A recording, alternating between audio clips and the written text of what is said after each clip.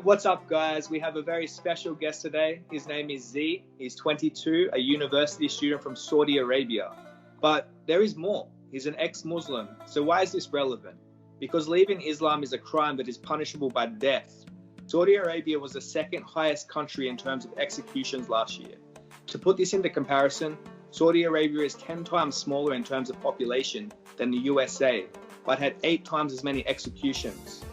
And we're not talking about lethal injections or humane executions. No, we are talking about public crucifixions, eye gouging. We are talking about women being buried up to their necks in sand and having people throw stones at them until they die for the crime of adultery, aka cheating. So my first question is, what makes you take this enormous risk into talking to me? I think things should be made clear to the people outside of Saudi Arabia, and I think I want to make changes in our culture. I don't want this to continue. So do you know anyone who has been executed, or have you seen a public execution? I think my cousins has seen one, but I never know one personally that got executed. So you've never seen a public execution out in the street? No, I think it was like 10 years ago, 5 years ago. It was a common thing, but now it is rarely done in public. Do you think that the public executions were a way to kind of intimidate the public into being fearful of the government or the regime there? Do you think this was the point of the public aspect of the execution? The execution is something that was mentioned in Islam. So Saudi Arabia is a government that fully goes with the rules of Islam and Sharia law, rules of Sharia. So it is a common thing that they go with the Islamic rules, even though they are old. So right now they are trying to change this and trying to make more moderate rules to the country. So last year there was a execution of a previously a 16-year-old boy that attended an anti-government protest. Did you hear about this? No. He was 16 at the time and he attended an anti-government protest. So my question is, how common are anti-government protests there? Are they like extremely rare? I think if there is an anti-government movement, it will be fastly censored. It will not be made out to the public. So I don't know if it's true, but I never heard of it. Right. So what do you think is more dangerous, criticizing Islam or criticizing the government? In Saudi Arabia, they are equal, but maybe the government. And in our previous correspondence, you said the Prince Mohammed bin Salam, if I pronounce that correctly, really change in the country and its people, and the government, and it's not the government that's primitive, it's the people.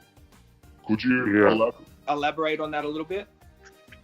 The people are, they belong to an old generation where women aren't allowed to do this, aren't allowed to do that. So the new generation is are people who are trying to make changes.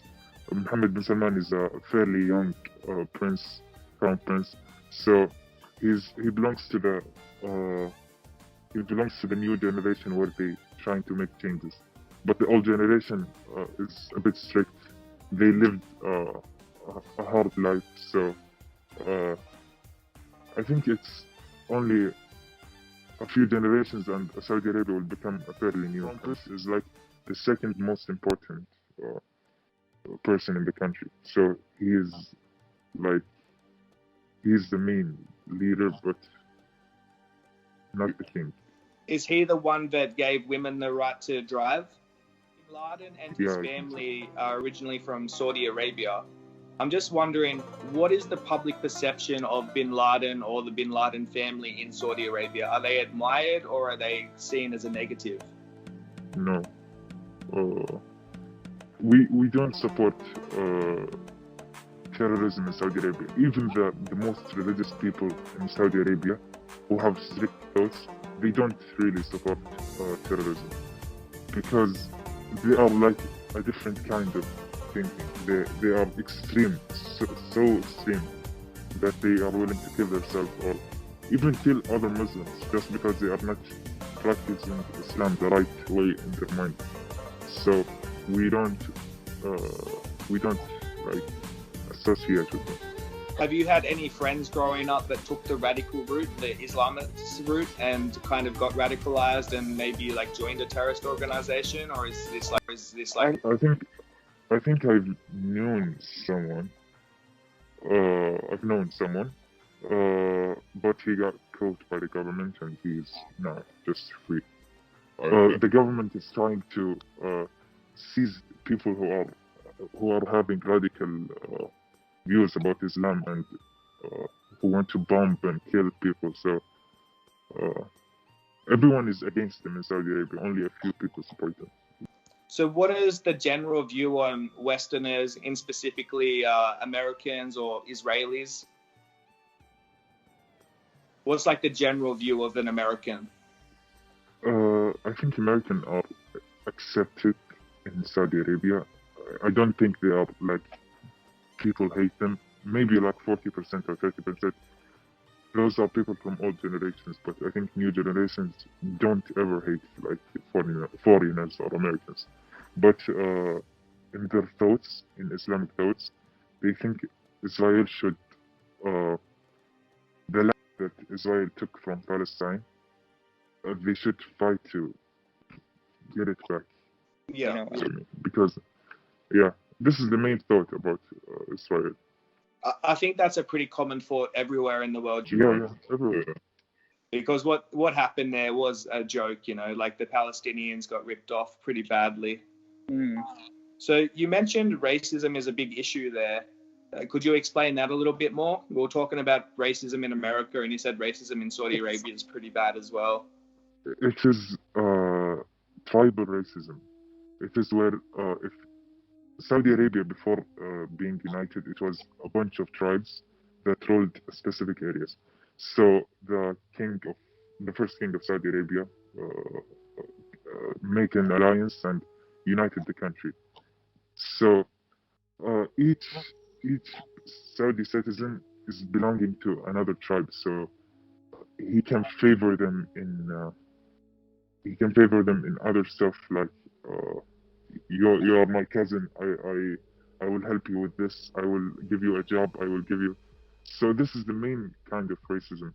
Maybe against black people, but not mainly against black people. You know what I mean? Yeah. So how do you decipher? Is it kind of your last name that determines what tribe you belong to? Yeah. So how many tribes roughly would there be families? A lot, because even the main families have many branches. So there are branches from south of Saudi Arabia, east, north, west. So they each like have connection to each other. Yeah. And okay, I won't go into your family because I don't want to give away. No, it's okay. It's okay. Is your family class or is it a lower class? It is a middle class. Okay. So before we go on to your story, how about we mention something positive about Saudi Arabia in terms of natural beauty? If there was a tourist that wanted to visit, where would you recommend? Like, what's a great landmark to show the beauty? I think Saudi Arabia is now not ready for tourism. It's the tourism visas are recently available, so I think after 2 or 3 years, it will be a perfect place to go. There is the Neom City. There is they opened many tourist sites that were not available before because tourism was not acceptable in the country. So I think if you give it a period of time, it will be a good country to visit. A friend of mine sent me a link today about this new city that's being built there. I forget the name of it. Neom. Yeah, Neon. It's meant to be built in like 5 years. Have you seen the construction? Is it like, what's it look like? It is a big city that is, I think it's near the sea. It is the biggest project right now in the country, so everyone is excited for it. Yeah. No, it It looks will have amazing. even it will have different rules from Saudi Arabia, Yeah. like international rules for alcohol and other things. I had a Saudi friend when I was at university. He was from Saudi Arabia, and I mentioned that most of the country is desert, and he got really offended by that. But is this like not a fact that people accept there? Because from Googling, it says like 80 to 90% of Saudi Arabia is desert. Yeah, it is. We are proud to be desert people because every winter we go camp at the desert. We make activities with the desert, like the uh, bike, the four-wheeler. Yeah. Yeah, I don't think it's something to be So offended. what made you decide to leave Islam? Was there a First, moment in time where you just thought it doesn't make sense, or? First of all, when I first traveled to United States at eighth grade, uh, I was bullied for being Muslim. So I tried to read about other religions, but I was not convinced. So until last year, I have like suspicions in my faith. So I started researching facts, scientific facts, and facts from the Quran, and I thought that there is a contradiction. One of them is wrong. So I decided to drop the Quran and believe the scientific facts. After that, I moved on to the ethnic, no, the like the other things that in Islam other than scientific. Do you know what I mean? Like Uh, like the cutting of the cruel. Oh everything yeah, makes kind sense. of like the customs. the Yeah, the mold, customs. yeah. Yeah, I became suspicious in the customs. Then after that, I think I made up my mind and I left Islam. So the first kind of moment that you had of doubt was when you spent some time in America. No, this is the first time where I thought that it was not my only religion that is there in the world. Yes, So yes. it opened me up to many other religions to read and uh, to explore more. Yeah, that's something that I've also thought about. You know, like if the like people are born into a religion basically, and every religion says Yeah. this is the right religion. So who's to say which one's right? You know, you kind of So- just born into it, and that's the life you live. I think if I never went to America, I would never left Islam because all of the families, my family, my neighborhood, my school, my friends, all of them are Muslim. So I have no other way to be curious about other religions. So Yeah. I think it's a good step. So speaking of that, do you have any friends or relatives that have done the same as you and questioned, or maybe on the? No one agrees with me right now, but I think they are accepting me. I don't know if it's 100% accurate, but I think they accept me who I am. My friends only. I never told my family. I never told anyone else. Do you think that it's possible for Islam to have a reformation? So the customs that you don't like, could you put that aside and concentrate on the religion without, the stuff you don't like? Do you think that's possible? Look, Islam is if you can do that, but people will criticize you. You have to follow like the main sheikh that gives the fatwa. Fatwa is like the rule.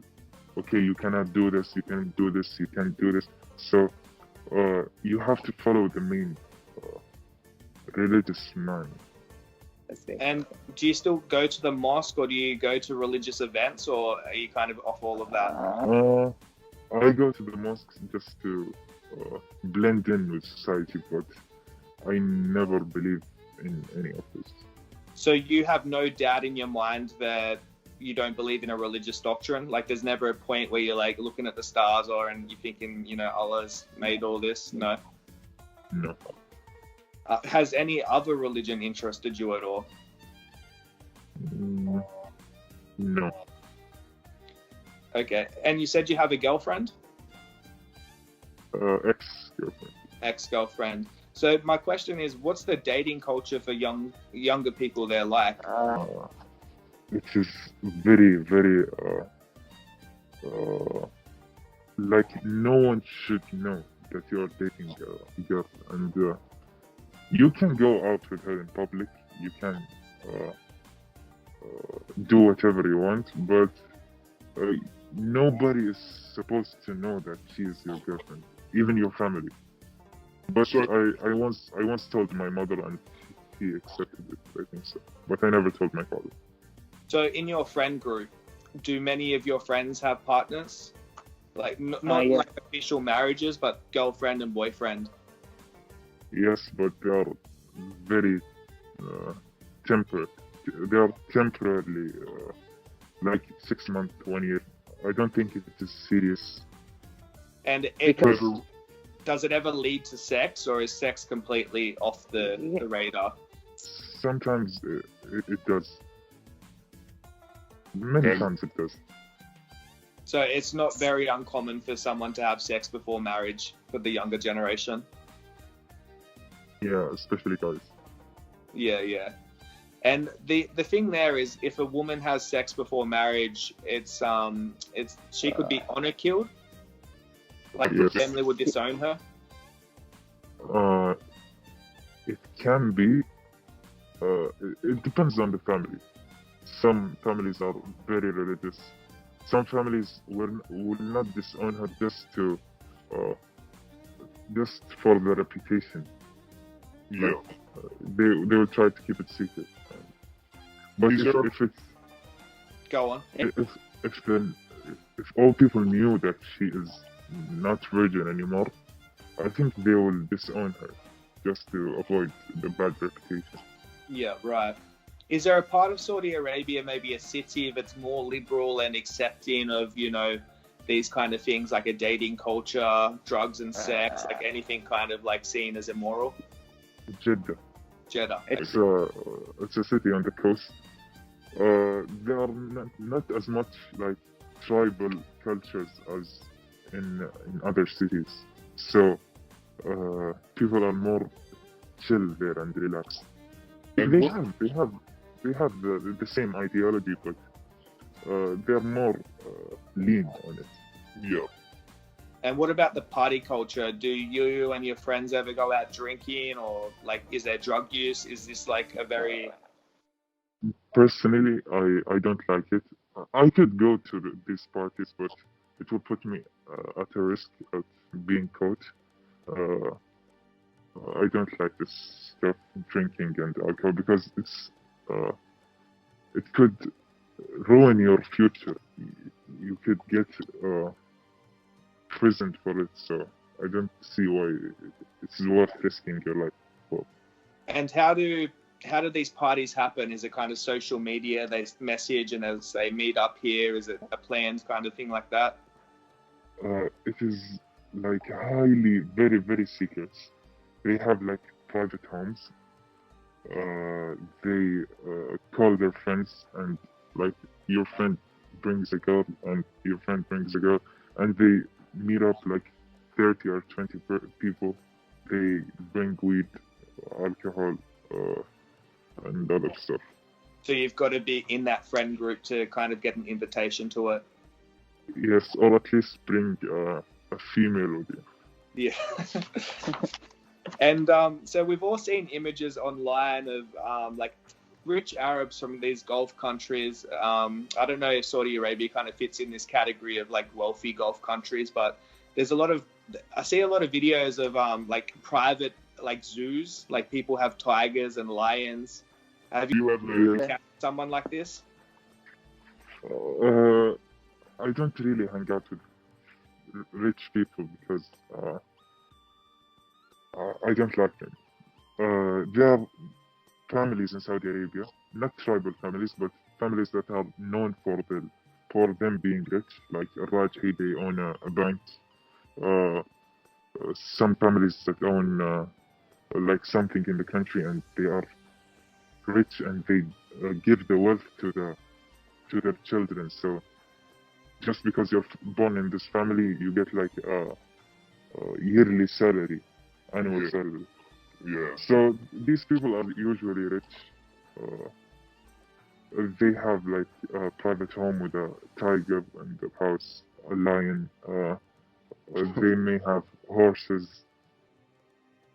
That's crazy. So the vast majority of people there are Sunni Muslim. Yes. In the east, yeah, in the east they are Shias. How are Shias viewed?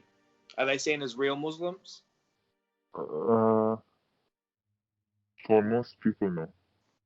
And what would happen if a Sunni converted to being a Shia? Would that be similar to converting to another religion, or are they still seen as Muslim in that sense? They don't usually convert. They are very separate. Shias are Shias because of their cultures, because of their families, and Sunnis because of their families. They ridicule each other. They joke about each other, but they don't convert. Yeah. It's not common. Well, I think you're very courageous to come out and have this interview. Is there anything that you would like to say to maybe a younger version of yourself that was indoctrinated with religion and you didn't know any other kind of information before your trip to America? What would you say to someone in a similar situation to you before you kind of had this moment of realizing that you're not religious? I think religions in general, they don't want you to ask questions. Uh, People who ask the many questions, they view them as evil and should not do that because it may lead them to suspicions. But I think people need to ask questions. They need to know what they are believing in, not just blindly believing in something that just because your parents are believing, you join them. Well, that's how it is, isn't it? It's like the culture you're brought up into, and if you don't have exposure to anything else, then that's what you're going to believe. Yeah, I think so. It's like a kid that grow up thinking of Santa Claus, and they don't realize it's a joke until someone tells them. But I don't want to equate Islam to a joke, but I think that's an interesting story. What do you do for fun? Like you mentioned motorbike riding in the desert. Like what else do you do to pass the time there? Nothing much. There are very few activities to do in Saudi Arabia, but maybe sport cars. People love to drift, Saudi drift teams. Uh, uh, they modify cars and race, even though it's illegal and you will get a fine for it, but they still do it because there's not much activities to do. How do you think that most Western Muslims, especially from the younger generation that have maybe lived in Europe or were born into Europe, how do you think they would be received if they went to a place like Saudi Arabia? Do you think that they would just be disowned as not real Muslims, or how do you think that the public? No, I don't think so. I don't think that they will be. They will be. Look, Islam is sometimes can be a radical religion.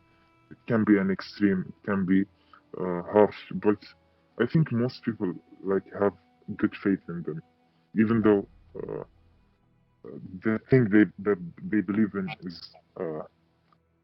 I do not agree with it, but sometimes it can it can give you a good advice or good morals in life. So I think Muslims are not bad in general, but the extremists, the radicals, and these people, these are the people who like uh, would kill to prove that they're right. Or How do you think that the radicalization of these like these people begins? Where do you think that they pick up this interpretation of Islam? Being so limited when they were young, being born in strict families, these ideas that are implanted to him when he's young makes him grow up to be a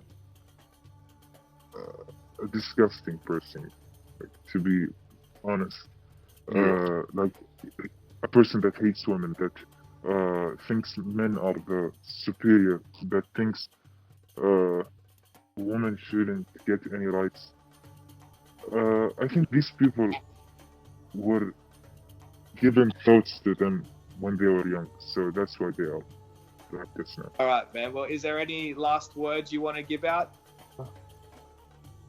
I think Saudi Arabia is developing, and older generations are dying right now, and new generations are replacing them. So the new generations have many ideas, many many good ideologies that will replace the older ones. So I think Saudi Arabia, in a matter of 10 years, 20 years, it will be a completely new country, because before 5 years, you wouldn't believe the changes that happened. Women driving, women given more rights than that they have before. So it's only a matter of time, and Saudi Arabia will become a completely normal country. Do you think a lot of that has to do with traveling overseas? I mean, you've got a bit more money now, so you can venture out of the country and have more exposure to different cultures or different, thought processes. No, I think mainly because of the internet. Internet connect other cultures and connect other ideas. Many people are influenced by LGBTQ, feminism, and they read more and know what do they want. Yeah. Well, I think that's cool that the younger generation will eventually, rise to the top, and the older generation will die off with a lot of their. I disagree with a lot of ideas in Saudi Arabia, but I still support it as a country because that's the place I'm born. I think I should develop it and help prosper it rather than just running away from it. Yeah, and I think a lot of people should probably have your mentality, because we do get a lot of refugees from the Middle East, and they lose a lot of good people, like a lot of young men. Like if you look at what happened with Europe in 2016, most of the people coming into Europe were young men that could have, helped build. I think there is a point that we could house these people until it's safe, and then maybe they can return with some new skills and some money to help rebuild. But I don't think the objective should be to move to the West and stay in the West. It said the goal should be that migrants return and help rebuild their countries. You have to be practical. It's impossible for everyone to come. The European country should take these refugees and give them education and training, and then aiming is return to their own land. And if these people want to stay in Europe, shouldn't they be allowed to? Limited number, okay. But whole Europe eventually become Muslim country, impossible. Or African country, also impossible. There's nothing wrong with that, is there? I mean, you're a refugee yourself. They themselves, I think, better to their own land. So better keep Europe for Europeans. I think that eventually they should try and go back and contribute to rebuilding and giving the country a new perspective. I think what's need to be happening in Saudi Arabia right now is to have your own ideas, to have your own individuality, to have your own opinions, not to be silenced by anyone, because you deserve the right to say whatever you want. So, but you should never try to attack the government directly, because that only gonna get you killed. So I think if we stand with our own ideas and opinions, we will change. And eventually. how are Saudi Arabian citizens treated? Like the poorer people that can't get work? Is there the government welfare? How do people survive if they can't get work? The government really helps people. So it's really extremely hard to be poor in Saudi Arabia, except if you made like many wrong decisions. So the Saudi Arabia gives you education and they pay you to like go to college. So they give free loans like with no benefits. They give sometimes they give free lands, and you can like start a business with it, or they give unemployed people like a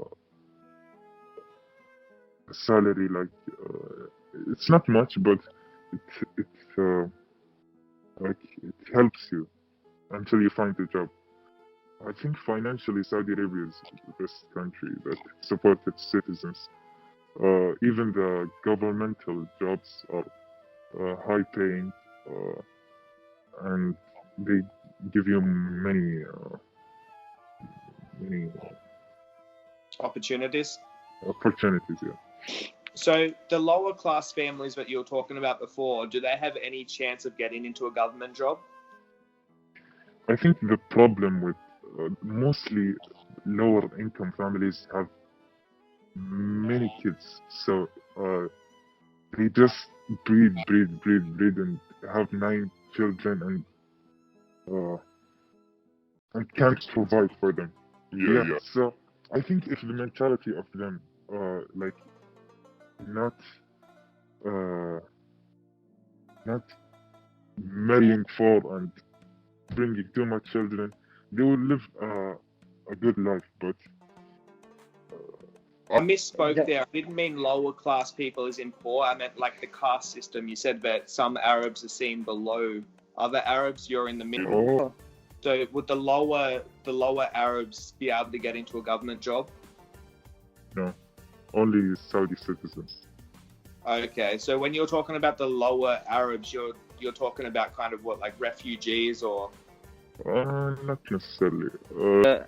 because you're talking about tribes and some tribal groups are below the others.